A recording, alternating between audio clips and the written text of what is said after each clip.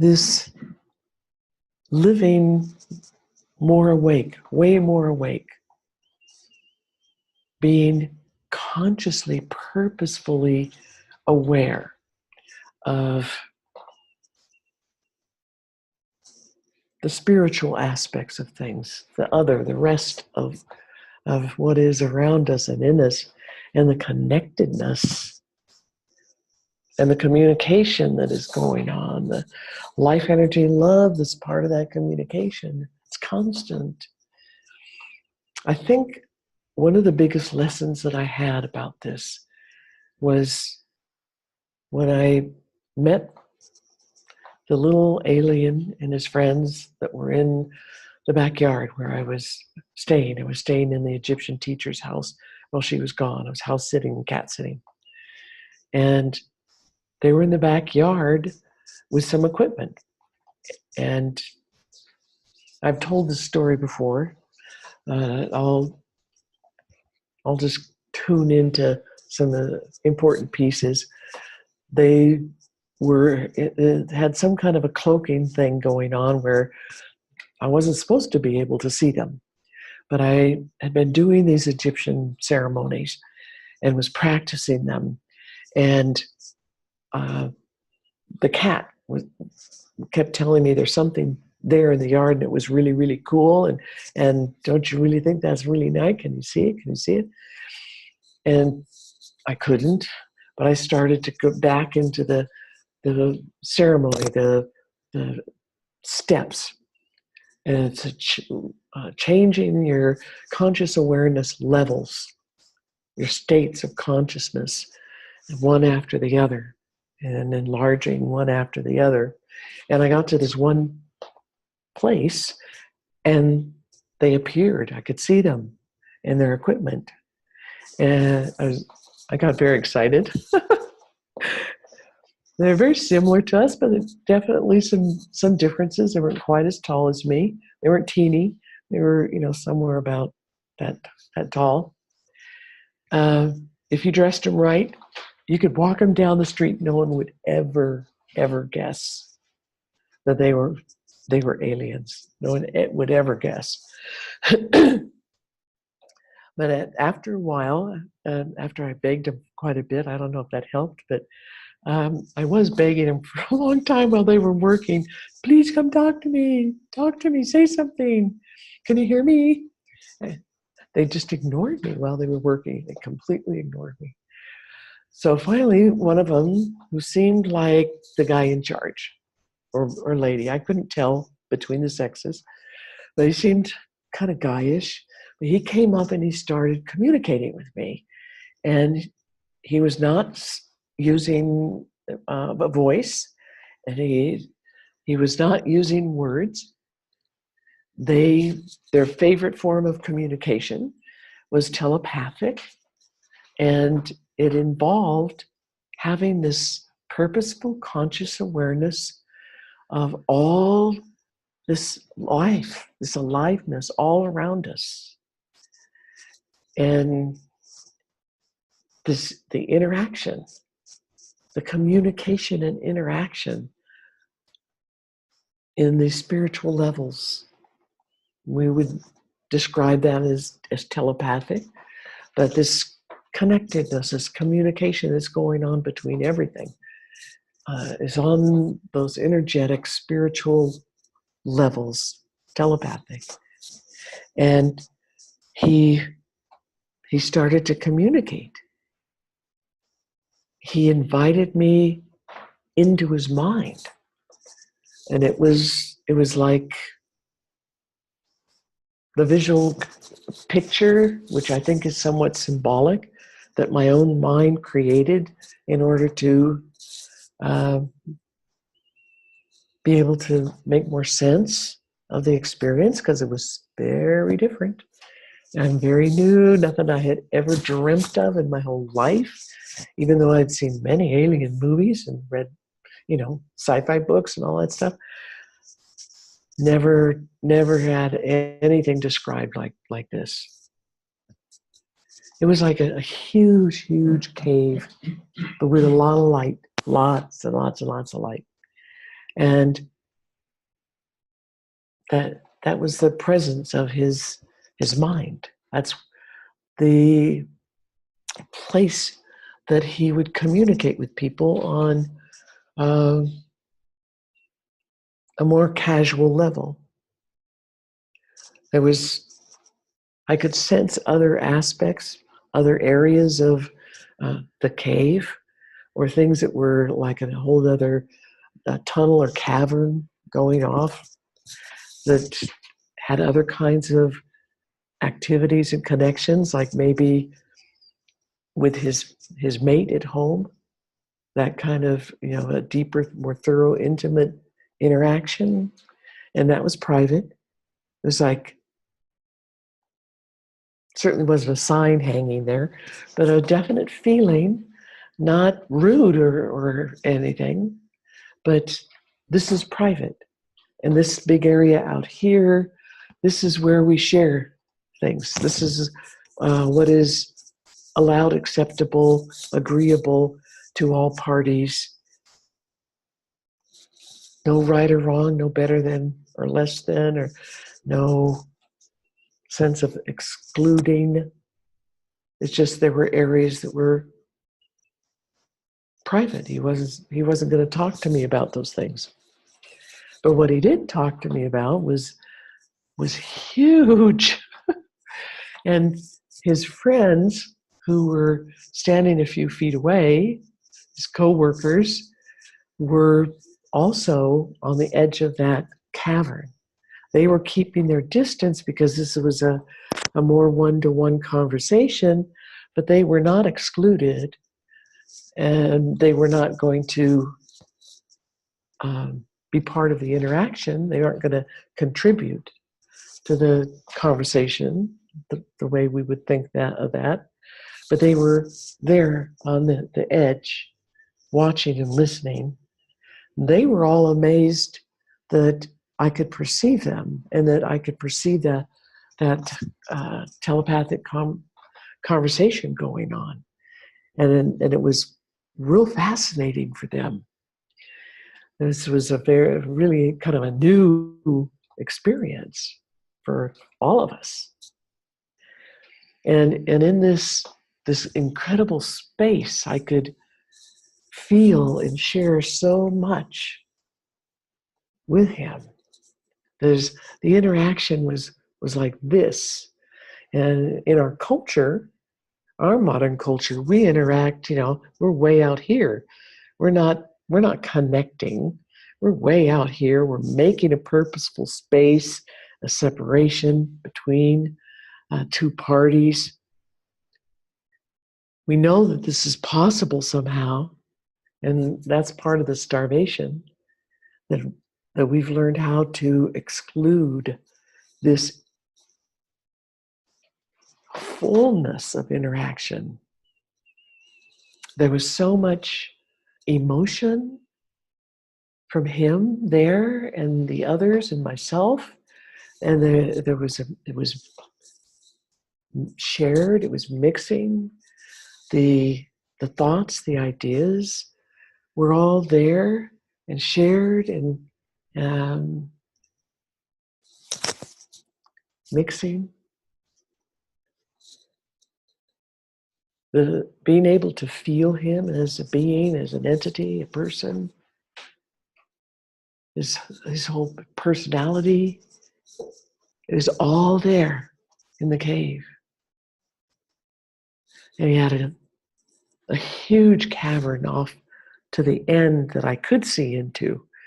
And I could see, it was like the cavern was full of a 3D picture of a galaxy up close. It was exquisite. And I got very excited about that. That was his scientific expertise, and that's kind of what he does with his culture. Astrophysicist, sort of.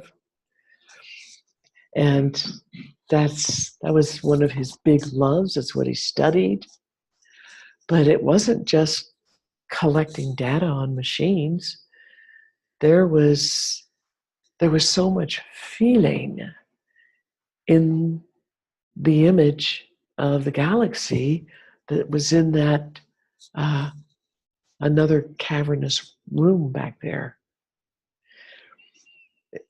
It was the feelings of all the songs and all the connectedness and interaction between them and between him and the songs of the galaxy, that piece of the galaxy, and all the things that he was studying about that and learning and loving so much. It was such a big love and passion of his. And I was allowed to perceive it, to feel it, to he even let me get closer in. We talked about a number of other things too. But it wasn't just the exchanging of flat little pieces of data that, oh yeah, he's a little alien and he's on this ship and these are his alien buddies and this is their work they're doing, this is their machines, and they come from this and such a place, and he has this occupation, he has a mate on his home planet. It's so much bigger. So much bigger and full of his life experience and the aliveness of all these things that he has in his life and he's interacted with. And I could feel from time to time his group, his buddies, the feeling that came from them, the awe and amazement, that we're able to communicate this much. Things about me, they could see into me as well. And what it was like to be human, and what it was like to be me as a human studying spiritual things and learning stuff that a lot of other humans don't learn. That was very enriching for them. These are the things that we're starving for, as humans in our culture. These have been squished out of our lives. But they are retrievable. We can get them back. We can get it all back, and we can learn how to build a culture that is based on this kind of awakeness and this kind of interaction with people. With these people, there's nothing about them at all in their interactions that had any inequality, and there was no judgment. There was a definite observation and noticing of differences and similarities, lots of discernment, but with great excitement and passion. And there was the guy I was speaking directly with seemed to be, so we don't have the right kind of words, but leading the group in whatever work it was that they were doing in the backyard with their machinery. But leading is not the right word. It comes from our culture with hierarchy. Everything in our culture is based on hierarchy. In their culture, it's not. But as we're talking, as we're interacting, this information is part of the communication. It is obvious. It's just there. It's just obvious. And the love they have of self and the love of other. I felt their love for me. When they first saw me and heard me, there was a reaction of, um,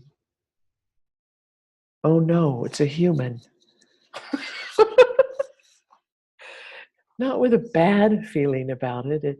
They did explain, the one in particular explained to me that um, they've been on the surface, they've run into humans before. Usually they're not seen, but they described us as stinking. We smell really bad, we stink. And it's not so much an olfactory, a nose smell, but in a bigger feeling sense, in a spiritual, nonlinear, auric perception. We stink. We're noisy. We stink. And not a good noisy. It's disruptive, and um, it's aggravating to their systems. So they're not talking about body odor. It's not anything that has to do with physical stink, and from our perspective, but we're offensive. We're psychically hard to put up with because we babble so much in our heads, and we have so much going on, whether we're thinking, purposefully, consciously in the front of our mind, it's still rattling around in our field, in our mind. And we got this thing and that thing and this aggravation and this judgment, and we're mad about that. We're fearful about this. Uh, we're just doing this throughout our whole being all the time. That's what we learn to be like, and they don't want to have to be around it because it's just not pleasant. But they were very surprised because I wasn't very much like that. And they were curious. They wanted to know why. They were very glad, and they were very happy to know that there were humans, especially in our culture, that were not like the rest of the noisy, stinky humans that they wanted to avoid. So they were definitely very aware and have had a lot of experience with our current human race and the current culture. And they knew about people of our culture, or of humanity, that were not part of our main culture. Primitive peoples, ancient peoples that still had their spirituality intact. But they see us as a child race. And we're still learning and growing and evolving. And we've got a lot to learn, a lot of growing to do. But all of these thoughts in our cultural language and words, they imply a lot of judgment and hierarchy, a lot of inequality. But that's not what they're feeling and thinking and believing. There's a whole different thing going on with their consciousness and their perception and their way of living. And we're starving for that. The love, the care, the kindness that comes with who they are, what they do, how they do what they do, how they do their work, how they interact, or even they're choosing not to interact with humans.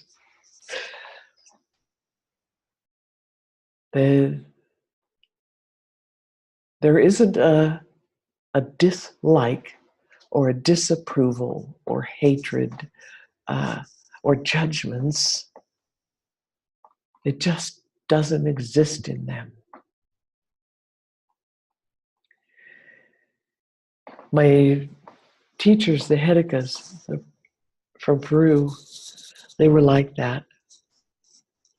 Their people don't have a word in their language for judgment and condemnation.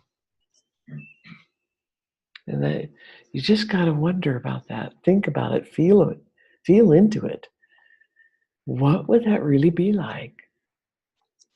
What would humans be like if that words like condemnation, judgment, belittling, hatred, if they didn't even exist in the language? What would we grow up like? We're starving for it. We're starving for it.